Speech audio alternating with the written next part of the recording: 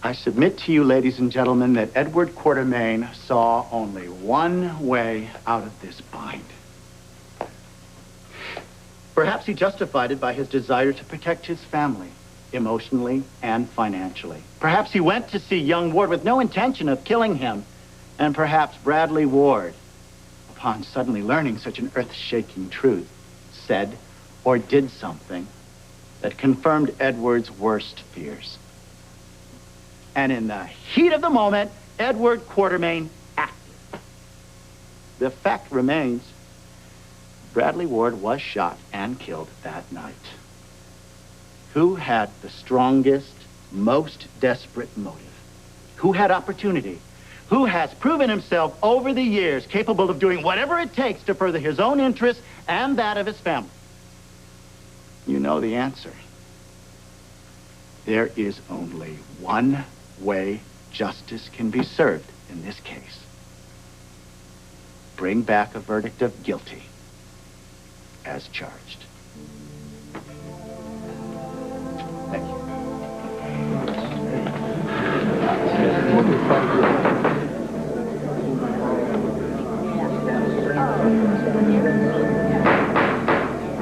Oh, Lord, what happened? Several people other than the defendant have been implicated in this matter. Now, it is not incumbent upon you to decide their guilt or innocence. Your sole job is to decide whether the state has proved beyond a reasonable doubt its case against the defendant. You may begin your deliberations. Court is adjourned. All rise. Well, you did your best. Reasonable doubt. That's all we needed to give them. True. Let's get out of here. Mrs. Ward, will you join us back at the house, you and Keisha, and Edward's new grandson? Yes, we will.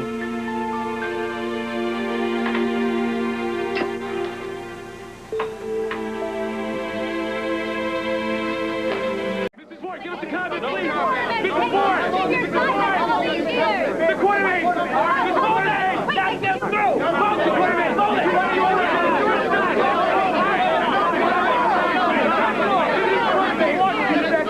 You know what? Get that microphone out of her. How do you feel about us having an affair with a black woman? Get it out of here! Go! Come on! Get out! I'll do that! I'll see you in court! Come on! Well, I suppose we could turn on the television and watch them sort through our private lives like laundry. Those vultures! I mean, of all the days for Tiffany to be covering another story, at least if she'd been there, she would have been somewhat discreet. They were simply doing a job, dear. We have enough to handle without worrying about the press. Edward's right. Oh, of course, I appreciated Alan's filial response to that arrogant young reporter, but I'm afraid it only added fuel to their fire. The situation will require all the dignity and self-control that this family can muster. Well, we'll take our cue from you, Lila. Oh, my dear. If we can only match your recent example, we'd be well ahead of the game. Are you feeling better, darling? Well, actually, I've been so caught up in the television coverage that I forgot to be miserable. I just don't see that it was necessary to have everything come out in court like that. I mean, without any warning. I'm sure Mary May didn't want it that way either. But she saw how things were going for Grandfather. She made a split-second decision. Now he'll probably be acquitted. Are you sure that you wouldn't like to go upstairs and rest a while before our guests arrive? Actually, I'd like a few moments with you alone. Well, I best tell Reginald that we're going to have company. I guess I better fill him in on everything. In case he should drop a plate of hors d'oeuvres if Justus calls you Gramps. It's not likely, Mom. Come on now, don't lose a sense of humor. We need that to get us through this. This and maybe a lot more. We'll be in the living room if you need us. Come on, darling. I hope to God that reporter doesn't press charges against Alan. Oh, I'm sure Lee will smooth it over. I'm glad Ned and AJ stayed behind with them. It gives us a few moments to sort things out. I heard somebody say that you didn't seem surprised in court. Had you guessed the truth? Not guessed exactly. Felt. You know, when I enlisted and was sent to OCS after Pearl Harbor, I had no idea what I was getting myself into. None of us did, really. It all just seemed so glamorous, the patriotism and the flag waving and those uniforms. I remember. I wasn't immune either. That's when we became engaged. It didn't take long for me to become disillusioned. But your letters were so upbeat. Well, I guess I naively wanted to protect you from reality. You had fallen in love with a gallant young officer. I had to maintain my image. I was afraid to admit that I was scared to death and wanted to run. And I was afraid I would run when the time came. But you could tell her. Well, she'd already been there. I remember when I first heard her sing in that dingy little jazz club outside Norfolk. There was nothing very glamorous about it. No pretensions.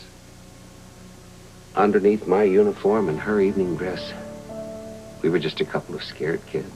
No, Edward. You may have been a kid, but I would guess that she was already a woman. That was the difference. And I was still a girl, even though I was older than she was in terms of years. Well, it was the war. Oh, no, I can't blame the war. That's too easy. Oh, blame is pointless. There's only understanding. I'm not sure I ever understood when it comes to my relationship with Mary May. Perhaps I can help you now. We've put up a lot during our life together. It's hard to ignore my weaknesses when so many of them have shown up on your doorstep. This is different. Exactly. And you do understand. I don't know why that should surprise me. The smartest thing I ever did was to marry you. True. From the moment I first saw you, I knew that you were the woman I wanted as my life's partner. Tell me about Mary May Ward. Was she a very good singer? I remember my first impression of her. Somebody had mentioned the club, and I had nothing to do that evening. And she was in the middle of a number when I arrived. Her voice was as smoky as the room. She looked much older.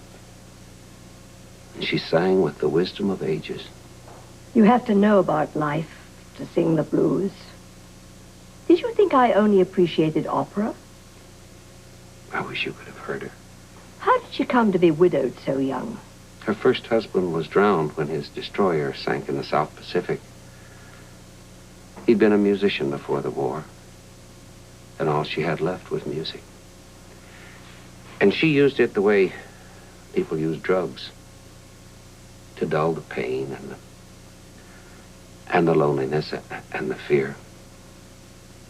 I was feeling pretty lonely and afraid, too, then, waiting to be shipped out, not knowing whether I'd come back alive or whole. I couldn't get enough of her voice. I went back night after night. You recognized a kindred soul. You sure you want to hear this? I was thinking how selfish and unaware I was at home in New York, writing you silly letters about rations and how hard it was to buy a decent hat. I lived for those letters. But you needed something more. I never thought of it as being unfaithful to you. My friendship with Mary May grew out of our common interests and our differences. I was fascinated by her stories of touring through the segregated South and the history of her family. And I realized that I had never had a black friend before to give me that perspective. Then friends became lovers in what seemed a very logical and natural progression. And it wasn't so much passion as it was comfort.